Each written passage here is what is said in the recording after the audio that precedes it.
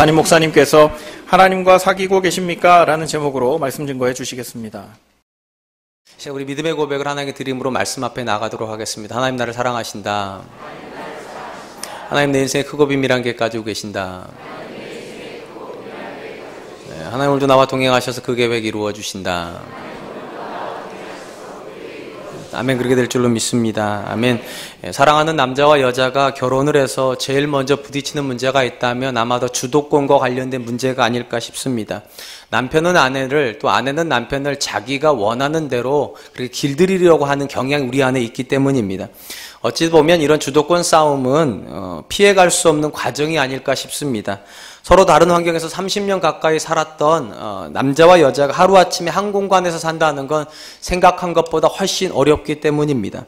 분명 어떤 분은 아침에 토스트 한 조각과 커피 한 잔이면 하루가 되는 분이 계시고, 또 어떤 분은 하루의 시작을 거하게 먹어야 되는 분들도 계십니다. 각각의 다른 환경에서 이렇게 사셨던 분이 결혼을 하시면 첫날부터 아침밥을 누구식으로 먹을 건가 가지고 싸워야 합니다. 커피 먹자는 분도 계실 것이고 아침밥 먹자는 분도 분명히 계실 것입니다. 이 자리에 계신 분들은 대부분 결혼을 했거나 또 결혼을 하실 예정이신 분들일 것입니다. 똑같은 결혼이라고 하는 이름으로 남자와 여자가 만나도 전혀 다른 모습이 됩니다. 어떤 집은 남편이 절대적으로 갑으로 계신 분이 계시고, 또 어떤 분은 또 절대적으로 아내가 갑으로 계신 분이 계십니다. 최근에 저희 목사님들과 이런저런 얘기를 하다가 목사님과 사모님들 사이에 주도권 순위를 매겨본 적이 있습니다. 그 중에 한 목사님의 경우는 아예 결혼을 할 때 사모님에게 모든 권한을 넘기시고 사모님을 절대 슈퍼갑으로, 그분이 그렇게 표현했어요. 슈퍼갑으로 인정을 하고 결혼을 했다라고 한 말을 듣고 굉장히 충격을 받았습니다. 이 목사님은 결혼을 하실 때 모든 것을 사모님에게 맞추기로 이미 약속을 하고 결혼을 했답니다. 물론 오해하지 마시기 바랍니다. 실제로 그렇게 살지는 않습니다. 근데 제가 여러분 한번 여쭤보고 싶습니다. 누군가가, 여러분 자녀가 그렇든지 또 누가 아는 분이 아들이 모든 것을 그 여자분에게 다 맡기고 절대적인 슈퍼갑을 여자에게 주고 결혼을 하겠다고 그러면 여러분은 그 결혼을 말리시겠습니까? 하라 하시겠습니까? 아마 대부분은 말리신다고 하실 겁니다. 그럼 저한테 제가 제 아들이 그렇게 결혼한다고 그러면 저는 하라고 그러겠습니까? 하지 말라고 그러겠습니까? 저는 하라고 합니다. 한번 생각해 보시기 바랍니다. 얼마나 사모님이 좋으면, 얼마나 그런 여자분하고 살고 싶으면 모든 걸 내어주시면까지 결혼을 하겠습니까? 저는 그 목사님이 우리 교회에서 제일 행복한 목사님이라고 믿습니다. 제가 아닌 게 조금 아쉽긴 하지만 여러분 한번 생각해 보시기 바랍니다. 별로 좋아하지도 않는 사람에게 내가 갑인 것보다 내가 정말 좋아하는 사람에게 내가 을인 게 더 행복한 거 아니겠습니까? 그래서 우리는 아멘 나왔습니다. 그래서 우리는 사랑하는 사람에게 내 모든 걸 내어줘도 하나도 아깝지 않고, 사랑하는 사람에게 내 모든 걸 포기해도 아무런 문제가 생기질 않습니다. 그렇다면 하나님과 우리 관계는 누가 누구에게 맞추어야 행복하겠습니까? 이 질문에 우리가 어떻게 대답하느냐에 따라서 전혀 다른 모양새의 신앙생활이 시작이 됩니다. 구약 성경에서 이 문제는 이스라엘에게 굉장히 중요한 문제였습니다. 과연 이스라엘이 하나님께 맞추어야 되는가? 하나님이 이스라엘에게 맞추어야 되는가? 근데 이 부분에서 하나님께서는 분명히 선을 그어주셨습니다. 그것이 바로 출애굽기 20장에 나오는 십계명입니다. 하나님은 십계명을 통하여서 이스라엘이 하나님께 맞추는 것이 신앙이지 절대로 하나님이 이스라엘에게 맞추는 건 아니라고 이미 말씀해 주셨습니다. 그런데 여러분, 여기서도 우리가 유념할 것이 있습니다. 하나님께서 이스라엘에게 십계명을 주시기 전에 절대적인 은혜를 먼저 베푸셨다는 겁니다. 이스라엘의 400년 노예 생활을 스스로 끊어낸 것이 아닙니다. 하나님께서 모세를 예비하셔서 그를 보내주심으로 400년 노예 생활을 끝내기도 하셨고, 홍해를 가르시는 것도 역시 마찬가지였고, 만나와 마추라기를 먹여주신 것도 역시 하나님이셨습니다. 그리고 그 모든 은혜를 주시고 나서 하시는 말씀이 너희가 내게 맞추라고. 이 부분에 있어서 모세는 전혀 문제가 없었습니다. 왜냐하면 하나님께서 우리가 그분에게 맞추시는 것보다 더 많은 은혜를 우리에게 주시는 분이라는 것, 그걸 모세는 알았기 때문입니다. 그래서 이렇게 이야기를 하죠. 신명기 7장 7절에 너는 여호와 내 하나님의 성민이라. 내 하나님 여호와께서 지상 만민 중에서 너를 자기 기업의 백성으로 택하셨나니. 모세는 이렇게 생각했던 거죠. 가장 큰 은혜가 뭐냐? 하나님이 우리 하나님 되어주신 거, 이건 절대적인 은혜라는 거예요. 그리고 이 절대적인 은혜에 마땅히 반응해야 되는데 어떻게 반응해야 되는가? 신명기 7장 11절 그런즉 너는 오늘 내가 내게 명하는 명령과 규례와 법도를 지켜 행할지니라. 하나님께서는 너희에게 맞출 걸 기대하지 말고 너희가 그 은혜를 받은 사람이 맞다면 우리가 하나님께 맞추는 것, 그것이 신앙생활이라는 것입니다. 근데 이것이 말처럼 쉽지가 않습니다. 왜냐하면 이스라엘이 400년 동안 살았던 애굽의 신앙생활, 애굽의 생활이라는 것 자체가 이런 개념하고 일치를 하지 않습니다. 여러분, 애굽 땅은 이방 땅이죠. 이방에도 신관이 있었습니다. 어떤 신관을 가지고 있었는가? 이방의 신이 백성들에게 맞추는 개념입니다. 제가 이렇게 말씀드린 이유가 있어요. 여러분, 이방 땅의 신관의 가장 본질이 뭡니까? 우상 숭배입니다. 여러분, 우상 숭배에서 신은 한 명입니까? 아니, 하나입니까? 여러 개입니까? 신이 여러 개입니다. 왜 여러 개가 됐습니까? 만약에 우리가 신에게 맞추는 거라면 하나면 됩니다. 근데 신이 우리에게 맞춰야 되기 때문에 여러 개의 신관이 존재해요. 나는 이것도 필요하고 이것도 필요하고 이것도 필요하고 이것도 필요하고 이것도 필요하니까 각각의 것을 들어줘야 될 신들이 필요하고, 그러다 보니까 많은 신들이 필요했던 겁니다.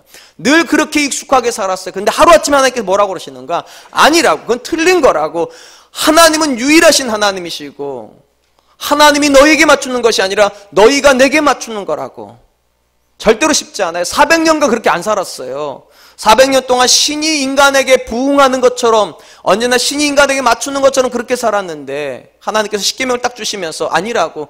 내가 기준을 정할 테니까 너희가 여기에 맞춰 살라고. 쉽지가 않습니다. 그래서 저들은 광야 40년 동안 계속적으로 실패했던 겁니다. 하나님께서 우리에게 맞춰주길 기대했으니까. 하나님께서 알아서 고기 좀 주시면 얼마나 좋아요. 알아서 물 좀 주시면 얼마나 좋아요. 알아서 길 좀 평탄하게 해주면 얼마나 좋아요. 근데 그렇게 안 해주세요, 하나님이. 광야를 놓고서도 걸으라고 그러시고요. 만나만 주면서 먹고 살으라고 그러시고요. 물도 없는 길을 기쁨으로 걸으라고 그러세요. 그리고 순종하랍니다. 그래 쉽지가 않죠. 그래서 이스라엘은 실패할 수밖에 없었던 것입니다. 오늘 우리가 읽은 본문 말씀도 역시 하나님과 우리 사이에 누가 관계의 주도권을 가져야 되는가에 대한 말씀입니다. 답은 이미 나와 있어요. 하나님이 모든 주권을 가지셔야 됩니다. 그럴 수밖에 없는 이유가 있다니까요.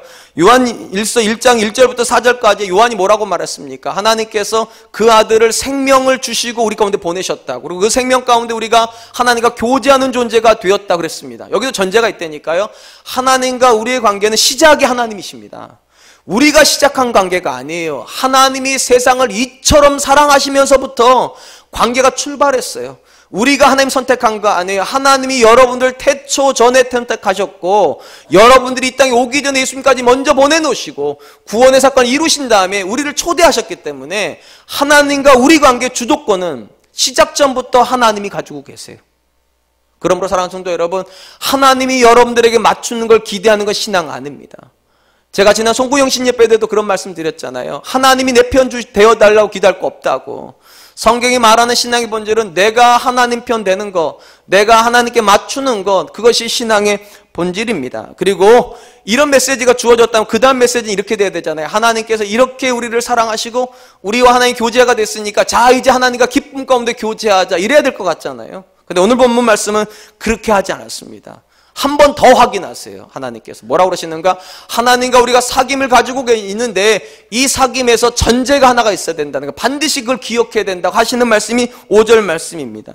우리가 그에게 듣고 너에게 전하는 소식은 이것이니 곧 하나님은 빛이시라 그에게는 어둠이 조금도 없으시다는 것이니라.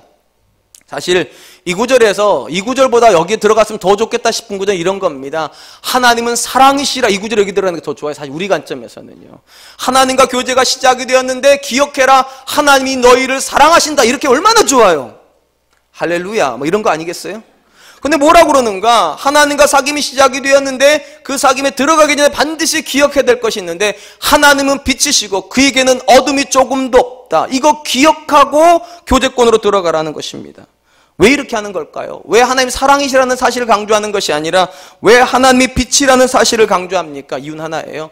이 관계의 주도권이 하나님께 있다는 걸 명심하라는 거예요. 이 관계의 주도권은 하나님께 있다. 제가 자주 강조하는 표현 중에 우리가 구원받았다고 할 때 이 구원의 가장 궁극적인 표현은 주님이라고 하는 표현입니다. 우리가 구원받고 나면 더 이상 예수님을 그냥 예수님이라고 부르질 않아요. 세상 사람들은 예수 그리스도를 세계 4대 성인이라고도 부르고 위인전에도 한 명이 위대한 인물로 집어넣지만 우린 그렇게 고백하지 않습니다. 예수님은 주님이다 이렇게 고백해요. 우리 인생의 주인이시고 이 역사의 주인이시다. 그래서 우리가 언제나 이렇게 표현하잖아요. 주는 그리스도시요 살아계신 하나님의 아들이십니다. 그리고 이 말씀의 근거에서 우리가 마땅해야 되는 표현은 이런 겁니다. 주여 말씀하옵소서 주의 종이 듣겠나이다. 주님이 주권을 가지고 계시고 주도권을 가지고 계시고 우리는 순종만 할 뿐입니다. 당연히 이 관계 속에서는 누가 누구에게 맞추는 겁니까? 우리가 하나님께 맞추는 것입니다. 이 본문에서 지금 사도 요한이 강조하는 게 그거예요. 하나님이 빛이시라고 하는 대전제가 있다는 거예요. 우리가 하나님께 맞추는 거지. 어둠이었던 우리가 빛으로 나아가는 것이 복음이지 하나님이 우리에게 다가오시는 게 복음이 아니라는 겁니다. 우린 일반적으로 하나님께서 세상을 사랑하셔서 그 아들을 세상에 보내시고 그 아들이 십자가에 죽으신 것을 복음이라고 믿습니다. 그리고 이 복음의 출발점을 제가 방금 말한 것처럼 하나님의 사랑이라고 일반적으로 생각을 합니다. 근데 여러분 한 번만 생각해 보죠. 정말로 복음의 출발점이 하나님의 사랑입니까? 맨날 그렇게 얘기해놓고 이제 또 딴소리 한다 그러시지 마시고 한 번만 생각해 보자는 거예요. 만약에 하나님이 사랑이시라는 것이 복음의 출발점이라면 그냥 우리를 덮어주시면 돼요. 죄를 덮어주시고 그냥 품으시면 돼요. 근데 왜 그렇게 못하셨는가? 하나님 사랑인 것보다 더 본질적인 게 있기 때문입니다. 하나님이 빛이시기 때문에. 하나님이 빛이시기 때문에 어둠을 품을 수가 없으셨어요. 그래서 아들을 보내시기로 작정하셨던 겁니다. 그러니까 복음의 출발은 하나님의 사랑보다 더 먼저 있는 게 하나 있습니다. 하나님은 빛이시라는 거. 빛이신 하나님이 세상을 이처럼 사랑하셔서 아들을 보내셔서 우리의 어둠을 쫓아내심으로 하나님과 우리가 교제가 가능한 사람이 되었다는 것입니다. 그렇다면 궁금한 건 이것입니다. 복음의 출발이 하나님이 빛이라고 하는 사실이라면 복음의 완성은 무엇입니까? 복음의 완성은 이렇게 되면 완성이 됩니다. 하나님께서 빛이셔서 아들을 보내주심으로 우리 가운데 아들이 왔습니다. 그리고 우리가 어둠을 버리고 빛 가운데 들어가 하나님을 만나는 순간이 복음의 완성입니다. 그러니까 하나님의 사랑이 믿어지는 게 완성이 아니고 사실은요. 그건 출발점인 거예요. 사실은. 복음의 완성은 빛이신 하나님을 향해 우리가 나아가는 것이 그게 복음의 완성이에요. 우리가 구원이란 고백을 할 때 절대 빠지지 않는 고백이 하나가 있습니다. 회개의 고백입니다. 회개하지 않고 구원받는 사람은 없어요. 그러나 여러분 회개의 고백의 본질이 무엇입니까? 그냥 잘못했다는 겁니까? 내가 죄인이라는 겁니까? 아니요. 이걸 인정하는 거예요. 내가 어둠에 있는 존재라는 걸. 내가 어둠 속에 있었던 자라는 걸 인정을 하고 회개를 하면서 어떻게 하는 겁니까? 자리를 옮겨오는 거예요. 어둠에 있었던 내가 빛 가운데로 들어오는 것. 이게 회개의 본질입니다. 그리고 이 본문에서 하나님이 빛이시라고 하는 것이 그거에 대한 선언이에요. 우리는 그렇게 옮겨온 존재라는 거예요. 하나님의 빛을 향하여 나온 존재다. 그러니까 주도권을 누가 가지고 있습니까? 하나님이 가지고 계세요. 왜냐하면 우리가 움직이니까. 하나님 움직이시지 않아요. 하나님이 빛을 향해서 오시는 게 아니라 빛에 계시고 우리가 하나님을 향해서 가는 것. 이게 교제의 대전제가 되어야 된다는 것입니다. 이어지는 말씀에서 요한이 이 부분을 특별히 강조를 합니다. 우리가 옮겨가야 된다는 이 사실에 대한 강조가 6절입니다. 우리 6절을 한번 같이 읽어보겠습니다. 읽습니다. 시작. 만일 우리가 하나님과 사귐이 있다 하면서 어둠에 행하면 거짓말을 하고 진리를 행하지 아니함이거니와. 이 6절 말씀은 방금 제가 드렸던 5절 말씀의 확언입니다. 5절에서 분명히 말씀드렸잖아요. 하나님 빛이시고 우리 이렇게 넘어온 존재라고. 그런데 누군가가 하나님과 교제를 하고 있다 하면서 여전히 어둠 가운데 행하고 있으면 그는 거짓말하는 자라는 거예요. 그럴 수 없다는 거예요. 왜냐하면 우리는 옮겨온 존재니까. 옮겨왔고 하나님과 교제한다는 말은 절대적으로 빛 안에서, 이 요한의 표현으로 하면 선한 삶을 살면서 하나님과 교제하는 존재지 죄를 지으면서는 교제가 불가능하다는 거예요. 근데 만약 누군가가 여전히 하나님과 교제하고 있다고 말을 하면서 죄를 짓고 있다면 그는 어둠 속에 있는 자이고 어둠 속에서는 하나님과 교제는 없는 겁니다. 그러니까 그는 거짓말하는 것이고 거짓말을 했기 때문에 그에게 진리는 없는 것이라. 그게 요한의 논리입니다. 우린 종종 믿음과 행위의 문제를 가지고 토론을 할 때가 있습니다. 사람이 믿음으로 구원을 얻는가 행위로 구원을 얻는가. 이미 답은 나와 있어요. 믿음으로 구원을 얻습니다. 가장 대표적으로 바울이 이렇게 고백을 하죠. 로마서 10장 9절로 10절. 내가 만일 내 입으로 예수를 주로 시인하며 또 하나님께서 그를 죽은 자 가운데서 살리신 것을 내 마음에 믿으면 구원을 받으리라. 사람이 마음으로 믿어 의에 이르고 입으로 시인하여 구원에 이르느니라. 이 말씀에서도 바울이 강조한 것은 행위는 아닙니다. 마음으로 믿고 입으로 시인함으로 사람이 구원을 얻는다는 거예요. 그런데 이것에서 잘못하면 어떤 문제가 벌어지는가? 구원은 마음과 입으로 하는 거니까 어떻게 사는 것하고는 아무 상관없겠구나. 어떻게 살아도 내가 마음으로만 믿고 입술로만 고백을 하면 구원을 얻는 거구나. 이런 잘못된 구원까지 나올 수 있습니다. 근데 오늘 요한 사도가 뭐라고 말하는가? 그건 불가능하다는 겁니다. 입술로 하나님과 교제를 하고 있는 사람, 교제하고 있다 말하는 사람 반드시 그 삶이 어디 쪽으로 와 있어야 된다는 겁니까? 빛에 와 있어야 된다는 거예요. 예수님도 그렇게 얘기하셨잖아요. 사람의 입술의 고백으로 알지니라 그렇게 말씀 안 하셨어요. 열매로 알지니라. 그가 구원받은 사람인지 아닌지는 그가 하는 말로 하는 것이 아니라 그가 사는 삶의 고백, 그가 어둠 속에서 살고 있는가, 빛 가운데서 살고 있는가, 그가 세상 속에서 살고 있는가, 말씀 속에서 살고 있는가, 그걸 보면 안다라고도 예수님도 말씀하셨고 오늘 사도 요한도 역시 똑같이 말하고 있는 것입니다. 근데 여기서 우리가 의문이 드는 게 있단 말이죠. 요한일서 1장 6절의 말씀대로 하면 하나님과 교제를 하고 있는 사람은 죄를 지을 수 없어요. 근데 이렇게 따지고 놓고 보면 굉장히 불편해져요. 어저께 밤에 사모님하고 싸우시고 오신 분도 계시죠.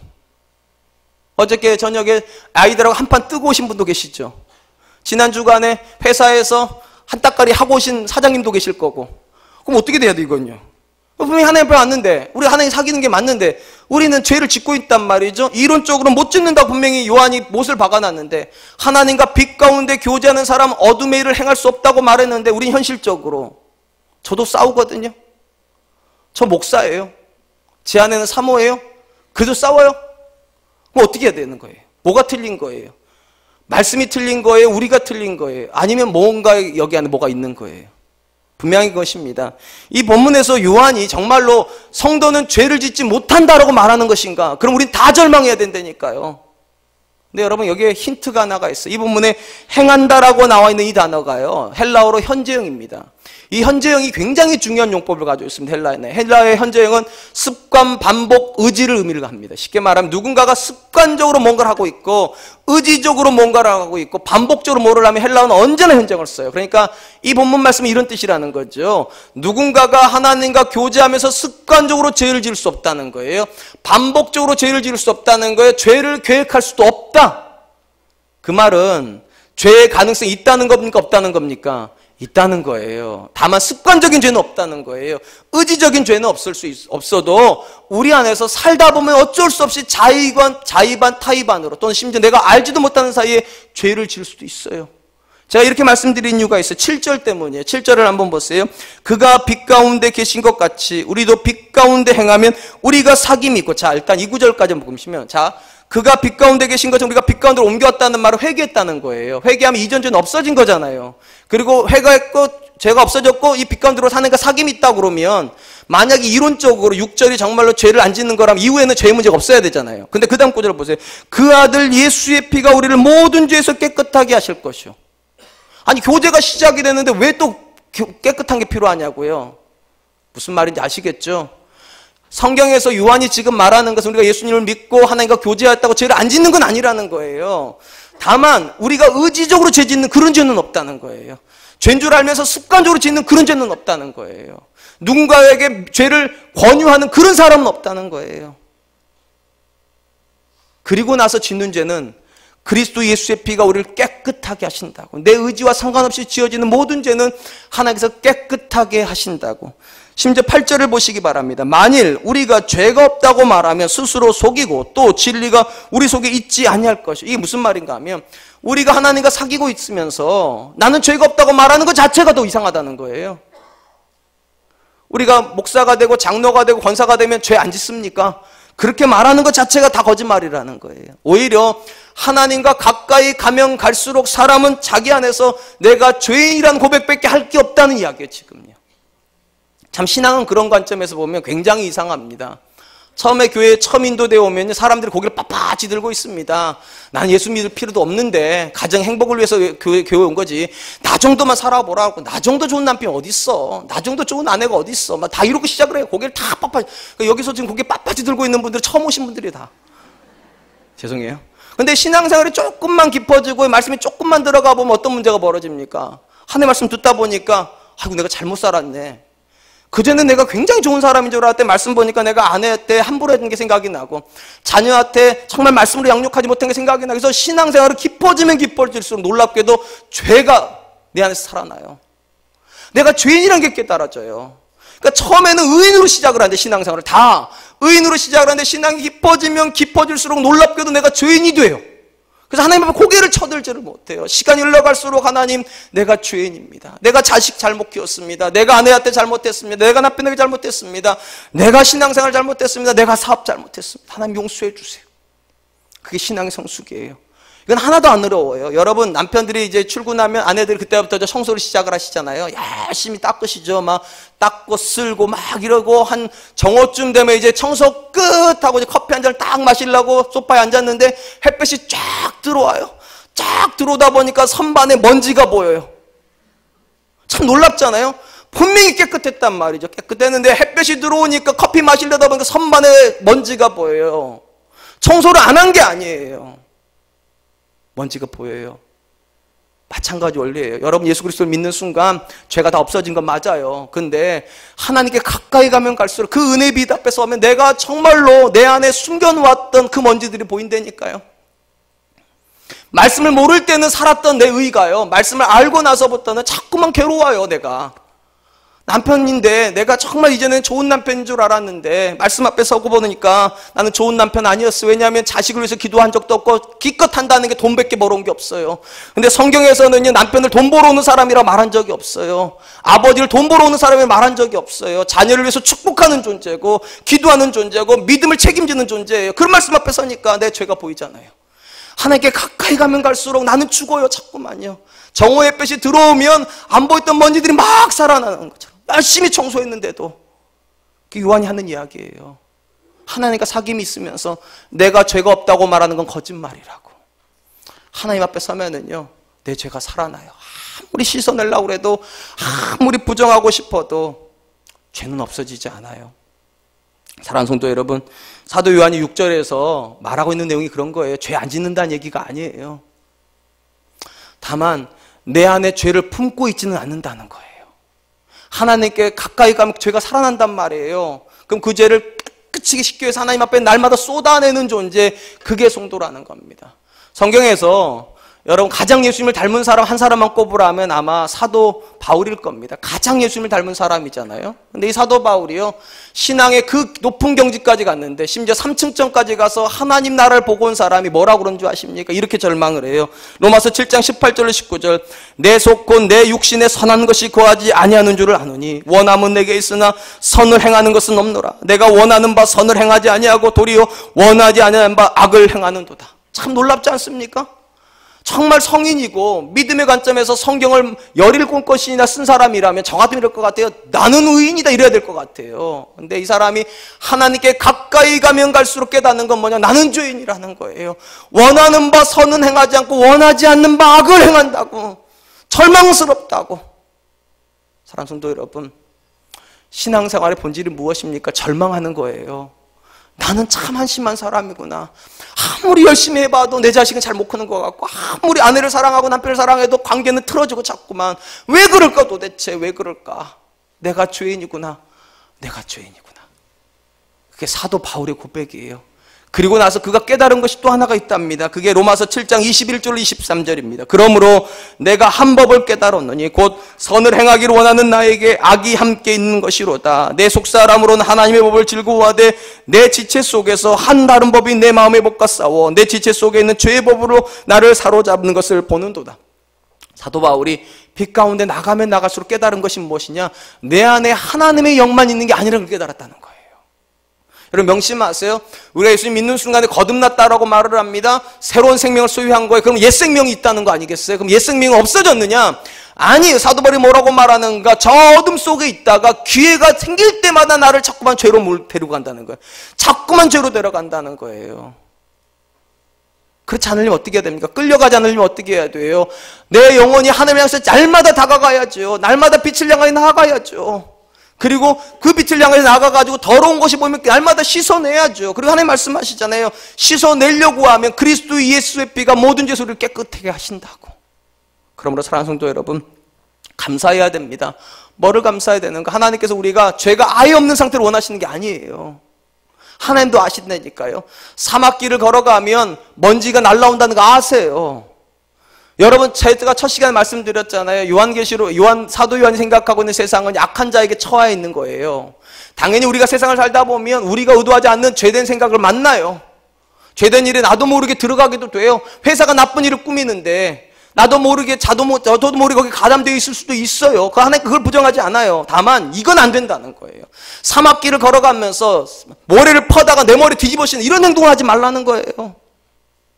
세상에 살지만 여러분이 주도적으로 죄를 계획하지는 말라는 거예요. 세금 떼먹을 생각하지도 말고, 다른 사람 뒤통수 칠 생각도 하지 말고, 그런 삶만 고백만 있으면 그리스도 예수의 피가 반드시 깨끗하게 해준다고. 그러면서 이렇게 초대를 합니다. 9절, 만일 우리가 우리 죄를 자백하면 그는 미쁘시고 의로우사 우리 죄를 사하시며 우리를 모든 불의에서 깨끗하게 하실 것이요. 예수 그리스도를 알고 하나님과 나누는 그 삶의 사귐의 기쁨을 알기 때문에 날마다 죄와 싸우고 있는 사람, 내 안에 비춰주시는 그 빛의 말씀의 빛 때문에 내 자신이 너무 괴로워서 하나님 앞에 나올 때마다 하나님께 뭐라고 말씀하시는가? 그 아들 예수의 피가 너희를 깨끗하게 하실 거라고. 그러므로 사랑하는 성도 여러분, 진짜 관건은요, 죄를 짓느냐 안 짓느냐가 아니에요. 우리 모두는 다 죄의 가능성을 다 가지고 있는 사람이에요. 진짜 관건은 이거예요. 하나님과 사귀고 있느냐 안 사귀고 있느냐예요. 하나님과 사귀고 있는 사람은요, 죄를 끊어낼 수 있습니다. 그런데 하나님과 사귐이 없는 사람은 죄 속에 죽어가요. 반드시 죽어가요. 한번 질문 하나 드리겠습니다. 우리 대부분은 다 하나님 앞에서 구원받은 사람들이에요. 그렇다면 질문 진짜 드리고 싶습니다. 여러분한테 죄는 끊어지고 있습니까? 날마다 여러분 자신을 들여다보고 죄를 자꾸만 끊어내려고 죄와 싸우고 있습니까? 혹시 그냥 죄와 그냥 더불어 살고 있지는 않습니까? 뭐 다 이렇게 살아. 다른 사람들 다 이렇게 해. 다른 남편들도 다 이렇게 하고 다른 아내들 다 이렇게 해. 혹시 그렇게 타협하며 살고 있지는 않습니까? 왜 그렇습니까? 이유는 하나예요. 죄가 주는 기쁨도 있기 때문입니다. 주님과 사귐의 기쁨만 있는 것이 아니라 죄가 주는 기쁨이 있어요. 여러분, 죄라고 하는 단어 자체가 원래 이렇게 가야 될 것이 빠져나갔다는 뜻입니다. 빠져나갔다. 목표를 향해 가다가 빠져나갔다는. 왜 빠져나가는가? 빨리 가려고요. 지름길 만드는 게 죄예요. 근데 왜 이렇게 합니까? 이 죄의 기쁨이 있기 때문입니다. 다른 사람보다 더 빨리 가는 희열감이 있어요. 다른 사람보다 더 높이 올라가는 성취감도 있어요. 심지어 다른 사람을 짓누르는 권세감도 있어요. 권세감도. 내 앞에서 쩔쩔매는 게 얼마나 기뻐요. 예? 제가 집에 가면 애들이 확 나와가지고 인사하고 얼마나 좋아요.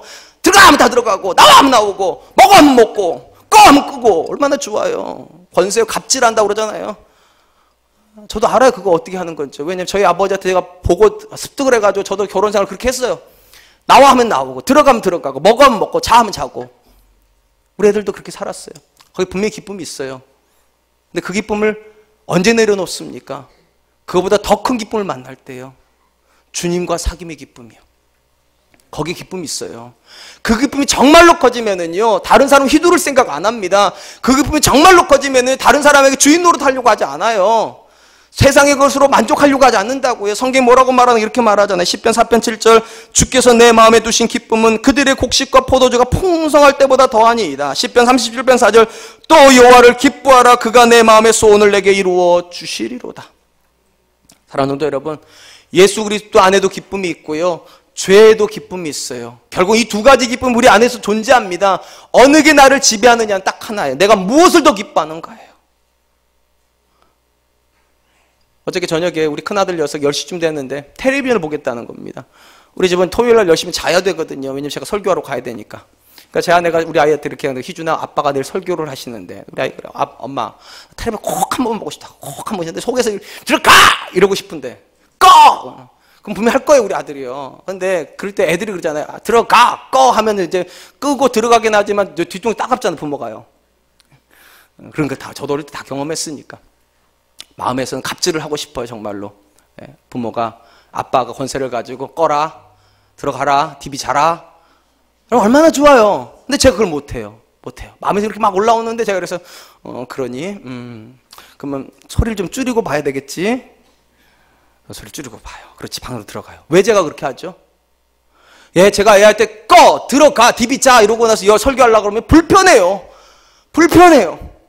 하나님과 관계가 불편해가지고 설교도 안 되고 은혜도 못 받아요. 근데 하나님께 은혜 받으려고, 하나님 앞에 정말로 기쁨을 누리려고 그 아이한테 갑질하고 싶은 그衝動을 누려 내려놓는 거예요. 제가 작년에요, 제 아내하고 정말 안 쏠려고 많이 노력했어요.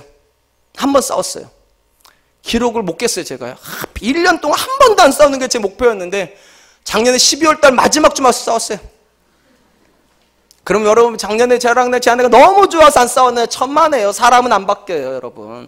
내 마음에 안 드는 행동이 있습니다. 제 안에 아직도 있어요. 안 바뀌어요. 근데 왜 안 싸웠는가? 물론 한 번 싸우긴 했지만 딱 하나 때문에요. 제 아내랑 싸우면은요, 제 영이 너무 힘들어요. 제 영혼이. 하나님 앞에 나와서 뭐라고 기도할 거예요, 제가요. 그전에는 맨날 내 아내 주신 거 감사하다 기도했는데 내 아내가 내 인생에 가장 큰 하나님 선물이라고 기도했는데 뭐라고 기도할 거냐고 제가요. 이게 답답해가지고 그 기쁨이 빼앗기는 게 너무 답답해가지고 미운 거 있지만 안 보고 화나는 거 있지만 참아버리고 하나님 기쁨으로 내가 지배받고 싶어가지고. 사랑하는 성도 여러분, 여러분 남편이 다 마음에 들기 때문에 같이 사는 거 아니잖아요. 여러분 자식이 다 마음에 드니까 하나님께 감사기도 하는 건 아니잖아요. 하나님이 너무 좋으니까 그 자녀가 좋아 보이는 거잖아요. 하나님 너무 좋으니까 그 남편이 마음에 들어지는 거잖아요. 진짜 관건이 이거라니까요. 하나님 정말 좋으시냐는 거예요.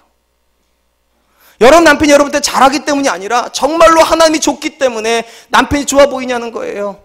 하나님과 누리는 교제가 너무너무 좋기 때문에 내 자녀에게 내가 갚지를 못하냐는 거예요. 사도 요한이 지금 그 얘기를 하는 거예요. 하나님이 너무 좋아지면 사람은 안 시켜도 빛 가운데로 나간다는 거예요. 하나님 너무 좋으니까. 그 하나님 주시는 은혜가 너무 좋으니까, 그 감격이 너무 좋으니까 죄의 유혹들을 뿌리칠 수 있다는 거예요. 그러므로 사랑하는 성도 여러분, 2015년에 죄와도 싸워야 되겠지만 진짜 우리가 관심 가져야 될 것 딱 하나예요. 내가 정말 하나님을 기뻐하고 있는가? 내가 정말 하나님으로 만족해 하려고 하는가? 내 안에 정말 하나님 주시는 기쁨이 있는가? 그게 진짜 관건이에요. 이 부분에서 제가 여러분들에게 한 사람의 이야기를 좀 소개하려고 합니다. 세들백 교회 담임 목사인 릭 워렌이라고 하는 사람, 우리가 잘 아는 목적 이끄는 삶, 목적 이끄는 교회를 쓴 사람입니다. 이분이 이런 칼럼을 하나 쓰셨더라고요.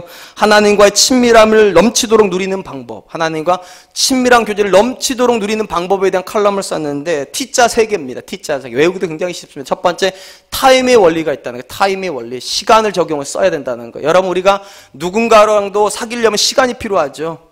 우리가 누군가 교제가 깊어지는 이유가 무엇입니까? 시간을 보내보니까 그 사람을 알겠고 그 사람이 진실하고 그 사람이 진짜라는 걸 알면 우리는 그 사람과 깊은 관계로 들어가요. 마찬가지라는 겁니다. 왜 우리가 하나님과 안 사귀는가, 못 사귀는가? 하나님을 모르기 때문에요. 하나님을 알면 들어갈 건데, 하나님을 알면 그 교제의 기쁨으로 들어갈 텐데 모른다는 거예요. 그러니까 왜 모르냐? 시간을 안 쓰기 때문에. 말씀을 읽지도 않고 말씀을 배우지도 않고 예배 열심도 내지 않으면서 어떻게 하나님을 알아가겠냐는 거예요. 당연히 시간이 필요하다고. 타임의 원리예요. 두 번째, 톡의 원리입니다. 말하라는 거예요. 여러분, 아무리 좋은 부부관계도요, 대화가 단절되면 그때부터 관계는 틀어지는 겁니다. 아무리 사랑했던 사람들도 한 1, 2년 동안 연락을 안 하면 그때부터 뜸해지는 겁니다. 말이 그만큼 중요하죠. 릭 워런 목사도 똑같이 얘기를 해요. 하나님과도 역시 대화가 그렇게 중요하다고. 우리 성경적 관점으로 보면 기도겠죠. 근데 꼭 기도로 국한하지 마시고, 하나님 앞에 날마다 쉬지 말고도 기도해야 되지만, 여러분 순간순간 설거지하면서도 하나님 너무 감사합니다. 나에게 좋은 남편 주신 것도, 좋은 자녀 주신 것도, 직장 가서도 남편들이 책상에 앉으면서 하나님 너무 감사합니다. 대단한 얼굴 받는 건 아니지만 그래도 직장에서 인정도 받게 해주시고 내 주변에 좋은 사람도 주시고 너무너무 감사합니다. 끊임없이 말을 하라는 거예요. 저도요, 우리 교회 처음 우리 교회 와가지고 아침 출근하면 계단 올라가면서도 계속 그렇게 기도해요. 하나님 너무 감사합니다. 제가 이렇게 올라갈 수 있는 계단이 있는 교회를 주시니 얼마나 감사합니까? 지하로 안 내려가고. 우리 사무실은 다 저기 4층에 있거든요. 햇볕 있는 데 있어 얼마나 감사해요. 그리고 저는 가가지고 제 식탁에 맨날 이렇게 발이 아니 손으로 너무 감사합니다. 제가 쓸 수 있는 책상에 있어서 얼마나 좋은지. 전 집에 가면서 그렇게 기도해. 하나님, 저를 기다리는 정말 예쁜 아내가 있어서 너무 감사합니다. 생각보다는 예쁘진 않아요. 네, 그렇게 막 계속 대화를 하다 보면은요, 우리 용이 너무 기뻐져요. 정말로 기뻐져. 그게 톡의 원리예요. 그다음에 세 번째가 트러스트의 원리예요. 하나님을 신뢰하라는 거예요. 특별히 이 부분에서 릭 워런 목사가 이렇게 얘기를 합니다. 하나님은 우리가 하나님을 신뢰하는 방법을 배우기를 원하시기에 많은 문제를 우리의 삶에 허락하신다. 그리고 이 문제를 통하여 하나님은 신뢰할 수 있는 분이라는 확신을 우리에게 주신다.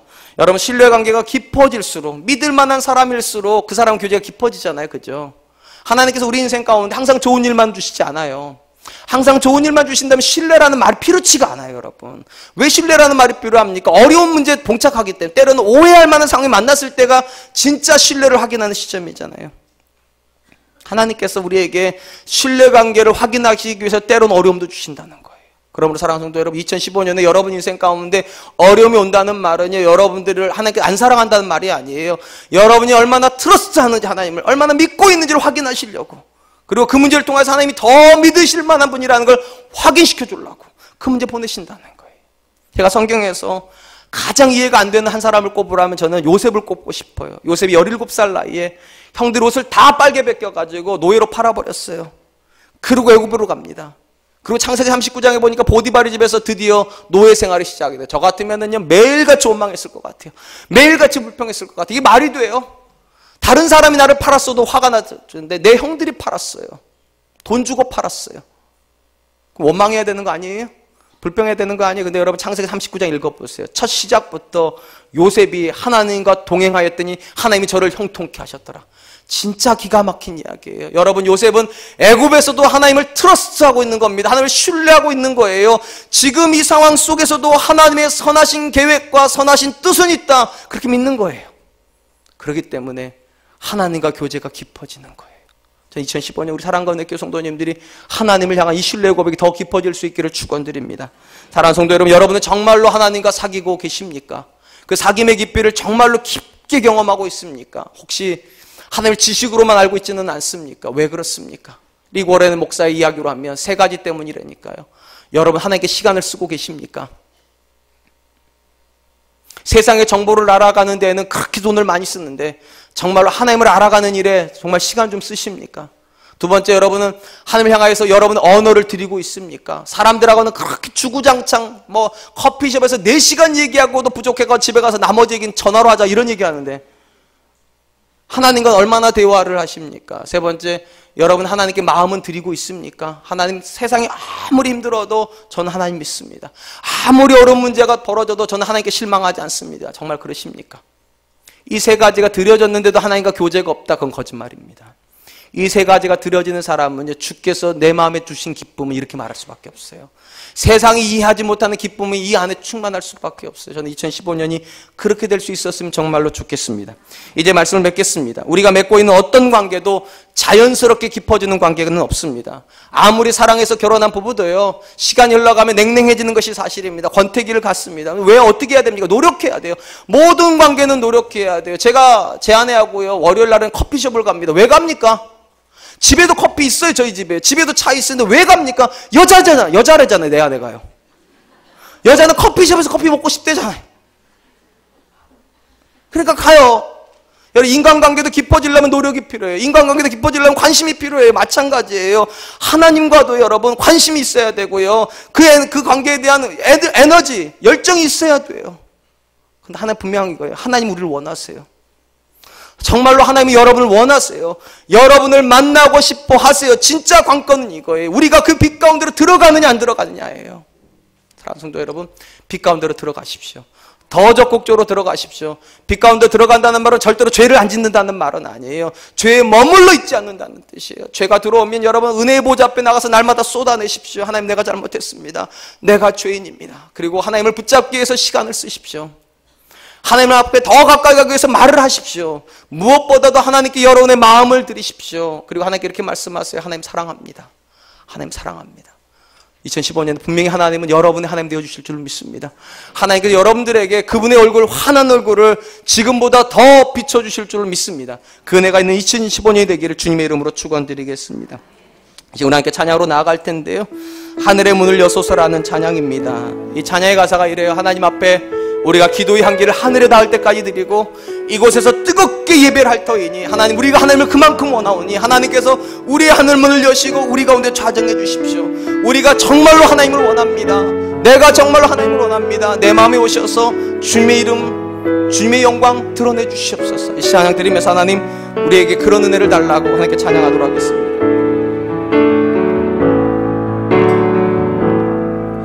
하늘의 문을 여소서. 이곳을 주목하소서. 이곳을 주목하소서. 주를 향한 노래가 꺼지지 않으니 하늘을 열고 보소서. 하늘을 열고 보소서. 이곳에 임재하소서. 이곳에 임재하소서. 주님을 기다립니다. 기도의 향기가 하늘에 닿으니 주여 임재하여 주소서. 주여 임재하여 주소서.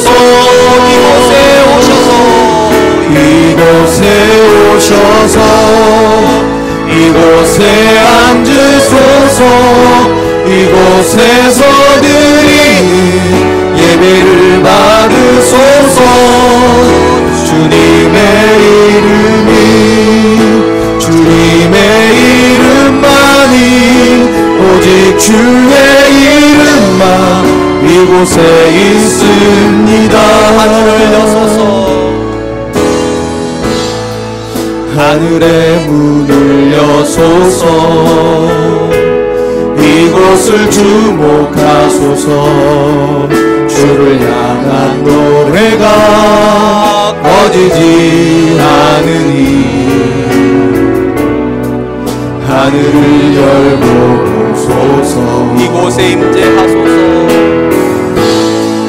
이곳에 임재하소서. 주님을 기다립니다. 기도의 향기가 하늘에 닿으니 주여 임재하여 주소서. 주여 임재하여 주소서. 이곳에 오셔서 이곳에 오셔서 이곳에 앉으소서.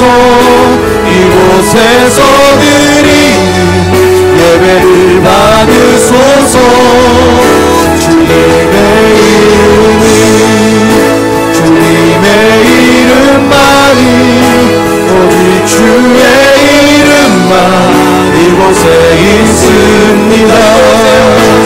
이곳에 오셔서 이곳에 앉으소서. 이곳에서 드리는 예배를 받으소서.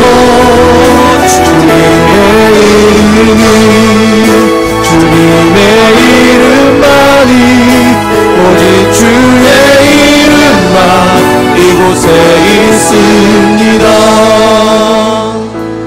사랑하는 성도 여러분, 2015년을 시작하시면서 여러분의 마음 가운데 한 가지에 있는 소원이 무엇입니까? 딱 하나의 소원만을 하나님 물어보신 다음에 뭐라고 대답하시겠습니까? 전 저와 여러분들이 이렇게 얘기할 수 있어서 정말 좋겠습니다. 오직 주님만을 원합니다. 오직 주님만을 원합니다. 주님을 더 알기를 원하고 주님과 더 깊이 알고 싶습니다. 여러분, 우리가 그 마음으로 하나님 앞에 기도하려면 세 가지 헌신이 있어야 될 것입니다. 하나님께 기도합시다. 하나님, 2015년에는 하나님을 알아가는 시간을 내게 하여 주시옵소서. 하나님과 끊임없이 대화를 소통하는 사람 되게 하여 주시고, 어떤 상황을 만나든지 하나님께서 그 상황 속에 계셔서 합력하여 선을 이루어 주신다는 그 신뢰의 고백이 흔들리지 않게 하여 주시옵소서. 하나님, 내 안에 세상을 기뻐하는 마음이 아니라 주님을 기뻐하는 마음을 주시옵소서. 우리 같이 한번 기도하겠습니다. 하나님 아버지, 하나님 감사합니다. 우리에게 귀한 시간 주시고 주의 말씀 앞에 나와 우리 오늘 돌아보게 하여 주시옵소서.